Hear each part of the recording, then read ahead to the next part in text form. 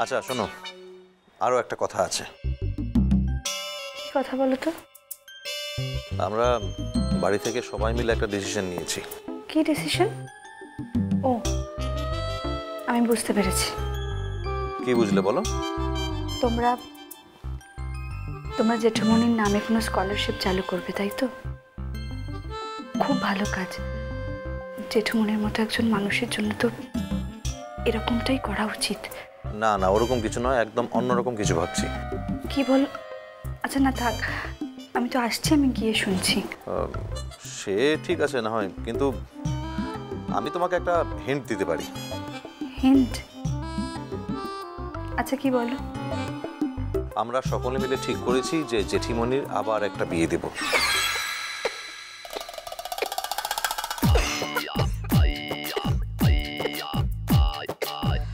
Hello, কি হলো মন? না কিছু না, একটু বিষম খেলাম। আমি যা বললাম এক্ষুনি তা শুনতে পেয়েছো তো বিষমের চোটে? অর্চির কি সুখে মাথাটা খারাপ হয়ে গেল? না না না না, আর এক মুহূর্ত দেরি করা যাবে না, এখনই যেতে হবে আমাকে ওদের বাড়ি। এ তো ঘোর পাগলামোর লক্ষণ। কাল সবে জেঠুমনির স্মরণ সভা গেছে, আজ সকালে বলছে জেঠিমনির আবার বিয়ে দেবে। হায় ভগবান, শেষকালে অর্চি জেঠুমনির সুখে এরকম এরকম উদ্ভ্রান্ত পাগল হয়ে গেল। হ্যালো, কি হলো মন? লাইনে আছো? হ্যালো। হ্যাঁ হ্যাঁ আছি। হ্যাঁ, খবরটা বেশ এক্সাইটিং না? হ্যাঁ। কি হলো, তোমার ভয়েসটা এরকম ডাউন লাগছে কেন? না না না না, আমি আমি আসছি অর্চি, তুমি তুমি বাড়িতে আছো তো? আমি বাড়িতে এসে কথা বলছি। না না না, দাঁড়াও দাঁড়াও মন, ওয়েট। একটা কথা বলো তো, তুমি এই বিয়েতে কন্যা পক্ষে থাকবে না কি বর পক্ষে থাকবে? সর্বনাশ, এ তো রীতিমতো পাগলের প্রলাপ। আরে কি হলো, চুপ করে আছো কেন বলো? একটা পক্ষ তো তোমাকে নিতেই হবে। আমি বরং তোমাদের বাড়িতে এসে কথা বলি। আচ্ছা মন, একটা কথা বলো তো, তুমি তো খুব ভালো শপিং করতে পারো। জেঠিমনির জন্য একটা খুব ভালো বেনারসি কিনতে চাই, কোথা থেকে কেনা যায় বলো তো?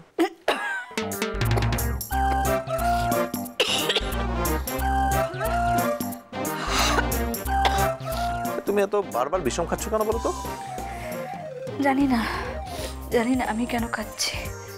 আমার কি মনে হয় বলো তো, জেঠুমনি তোমার খুব নাম করছে নিশ্চয়ই। ও হ্যাঁ, হতে পারে। আচ্ছা তুমি কিন্তু এখনো বললে না কিছু। কি বলবো?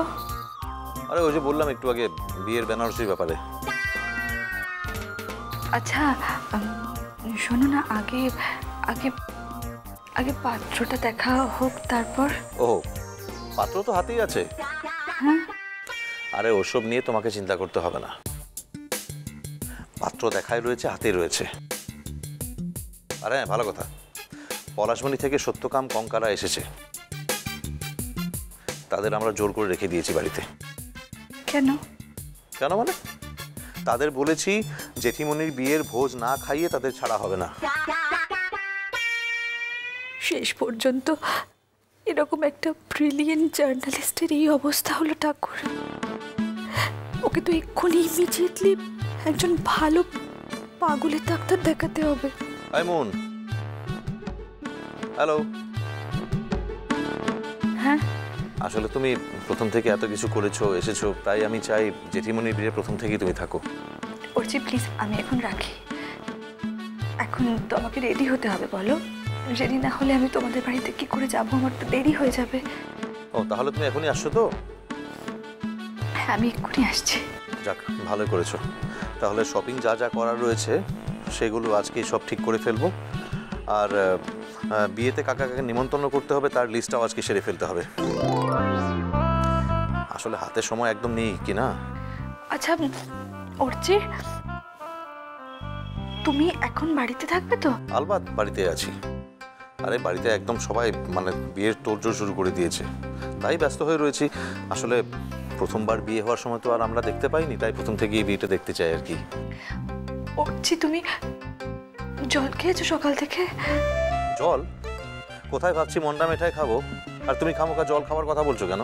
না না, তো তুমি বাড়িতে কেউ থাকলে তুমি একটু বলো না, ঘোল করে দেবে। হ্যাঁ, একটু দইয়ের ঘোল খেলে তোমার পেটটা ঠান্ডা হবে। পেটটা ঠান্ডা হলে মাথাটাও ঠান্ডা। আমি আসছি, আমি এক্ষুনি আসছি। হ্যাঁ,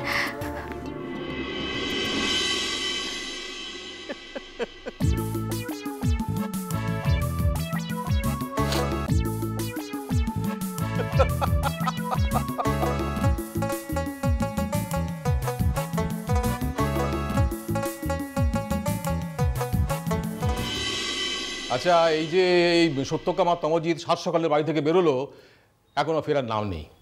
কি যে করে না এরা।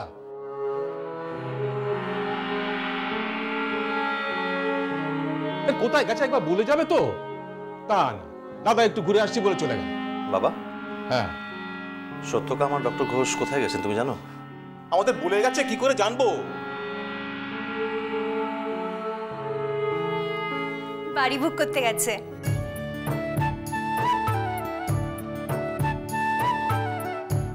কি? হ্যাঁ মিস ডাব, আমি জানি। আসলে তমো আমাকে চুপি চুপি বলে দিয়েছে, ওরা না দাদা আর দিদিভাইয়ের জন্য বাড়ি বুক করতে গেছে, ওখানে বিয়ে হবে। ও, এত খরচা করে বাড়ি বুক করতে গেছে, না মানে দাদার আবার হার্ট অ্যাটাক না হয়ে যায়। ঠিক করেছে, বেশ করেছে। আর একটা কথা, ওদের সবাইকে বলে দেবে কেউ যেন নিজের পকেট থেকে একটা টাকাও বার না করে। যেমন কিপ্টে, তার তেমনি শাস্তি হওয়া উচিত। আর সত্যি যে অন্যায়টা করেছে তার তো কোনো ক্ষমা হয় না। এইসব করলে যদি একটু অন্যায়ের পরিমাণটা একটু কমে, আর এসব যদি না হতো তাহলে তো আমি তাকে একবারে একঘরে করে রেখে দিতাম।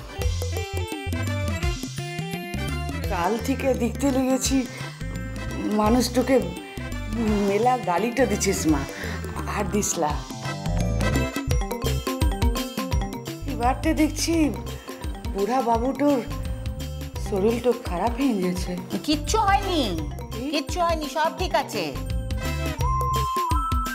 ওই দুদিন বাড়ির ভাত পেটে পড়েনি তো, তাই জন্যই তো দমে রয়েছে। ওই গোপাল বাবুর আতিথেও তো আমার খুব ভালো করে জানা আছে ও কি করবে। আর ওই পাইস হোটেল থেকে একটু ভাত ডাল আর মাছ এনে দিয়েছে, তাই তো। মা, এটা কিন্তু তোমার ভারী অন্যায়। তোমার এখনো বাবার উপর রাগ কমলো না? মা প্লিজ, এবার বাবাকে মাফ করে দাও। দেখো, বাবারও তো কম কষ্ট হয়নি, বলো প্লিজ। শোন বাবু, তোর বাবার হয়ে আমার কাছে একদম ওকালতি করতে আসবি না, বলে দিলাম। না না, এই কটা দিন বাড়ির সকলের ওপর দিয়ে যে ধকল গেল, মনের ওপর দিয়ে, শরীরের ওপর দিয়ে, ওই কিপটে বুড়ো তার দাম দিতে পারবে কোনোদিন?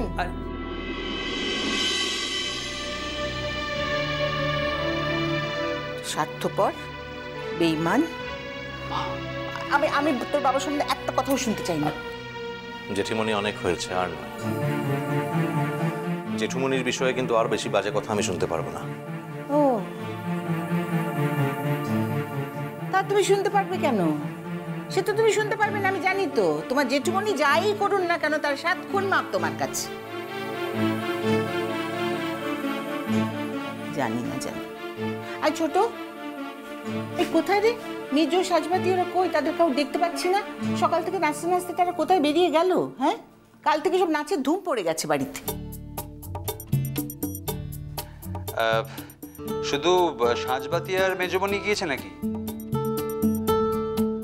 গোটা টিম গিয়েছে তো। আর্য রূপও গেছে সঙ্গে। হ্যাঁ, আর্য রূপু সবাই মিলে গেলটা কোথায় 7 সকালে উঠে?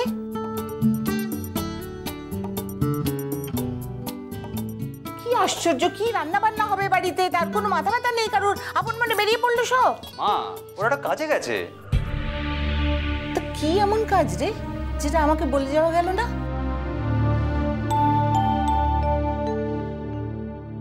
দিদিভাই, ওরা না জজ স্ট্রিটে গেছে। বেনারসি কিনতে। কি? তোমার বিয়ের বেনারসি গো।